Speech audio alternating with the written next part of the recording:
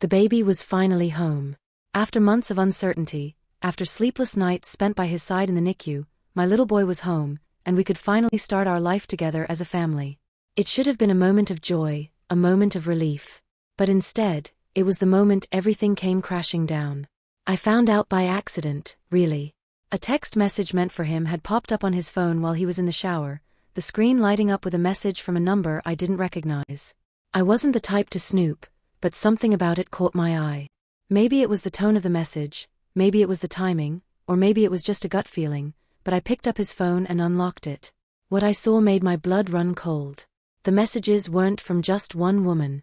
They were from several. Some were clearly transactional, the kind of conversations you have when you're arranging a service. And that's when I realized what was happening.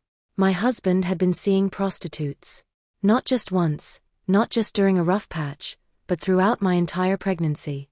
While I was carrying our child, he was out with other women. And while I was sitting in the NICU, holding our baby's tiny hand, praying for his health, my husband was paying for sex. I couldn't breathe. My mind was racing, my heart pounding in my chest as I scrolled through the messages, trying to make sense of it. How long had this been going on? Why? Wasn't I enough? I had been so focused on our baby, on trying to hold everything together while he was in the hospital, that I hadn't even noticed what was happening right in front of me. I felt like my world was falling apart. I wanted to confront him right then and there, to throw the phone in his face and demand answers, but I didn't. I sat there, staring at the messages, my mind racing with questions I didn't want to ask. How could he do this to me? How could he do this to our son? Our baby had been fighting for his life, and my husband had been out betraying us. I didn't sleep that night. I couldn't. I stayed up, my mind spinning, my heart broken. This was the man I had promised to spend my life with, the man I had trusted to be there for me, for us, through everything. And he had thrown it all away. The next morning, I didn't say anything. I couldn't bring myself to face the reality of what I had discovered. I went through the motions of caring for our baby, my heart heavy with the weight of the secret I now carried. Every time I looked at my husband, I felt a wave of anger and sadness wash over me, but I kept quiet. I didn't know what else to do. How do you move forward from something like that? How do you rebuild trust when it's been shattered so completely? I didn't have the answers then, and I still don't know now. All I know is that the life I thought I had, the family I thought we were building, was nothing more than a lie. The days that followed were a blur of diaper changes, feedings, and stolen glances at my husband's phone whenever I had the chance. I became obsessed with uncovering the full extent of his betrayal.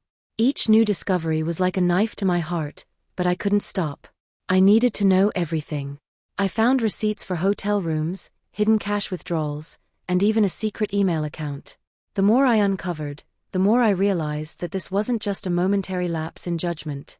This was a calculated long-term deception that had been going on for months, if not years. All the while, I had to maintain a facade of normalcy. I had to smile and coo at our baby, had to accept congratulations from friends and family who dropped by to see the new addition to our family. I had to pretend that everything was fine, that we were the perfect little family everyone thought we were. But inside, I was dying. Every loving gesture from my husband now felt tainted. Every time he held our son, I wondered if he had been with one of those women just hours before. The thought made me physically ill. I started to question everything about our relationship. Had any of it been real? Had he ever truly loved me? Or had I just been a convenient cover for his double life? The man I thought I knew, the man I had fallen in love with and married, seemed to have never existed at all.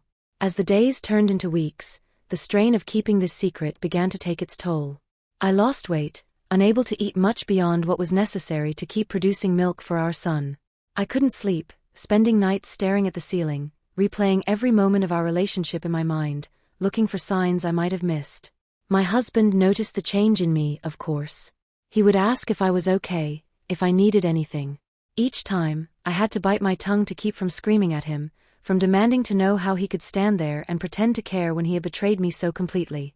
I started to withdraw from friends and family, unable to bear the thought of pretending everything was fine in front of them.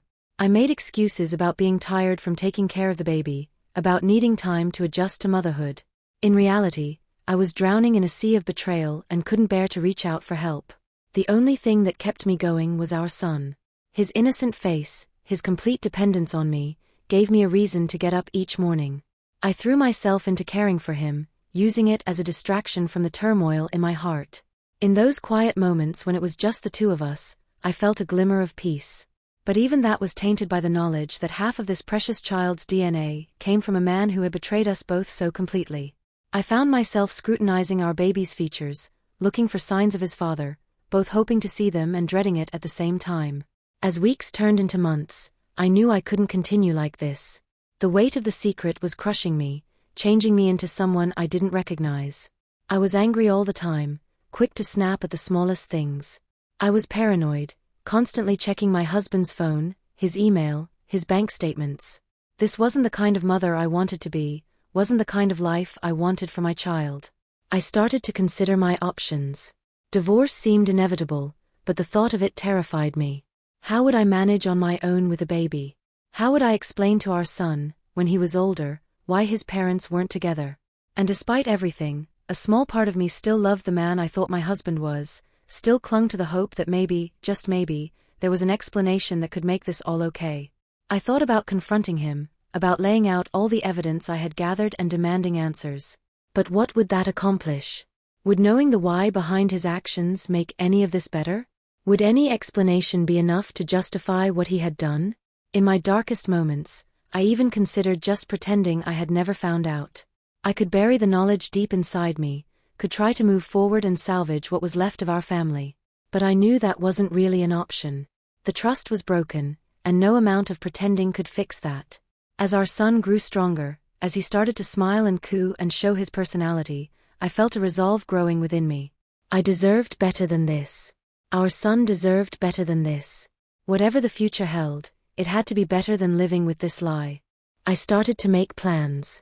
I reached out to a lawyer, discreetly gathering information about my rights, about what a divorce would look like. I started setting aside money, a little at a time, building a safety net for myself and our son. I reconnected with friends I had been pushing away, knowing I would need a support system for what was to come. Through it all, I watched my husband. I watched him play with our son, watched him go about his daily life as if everything was normal. And I wondered how he could do it.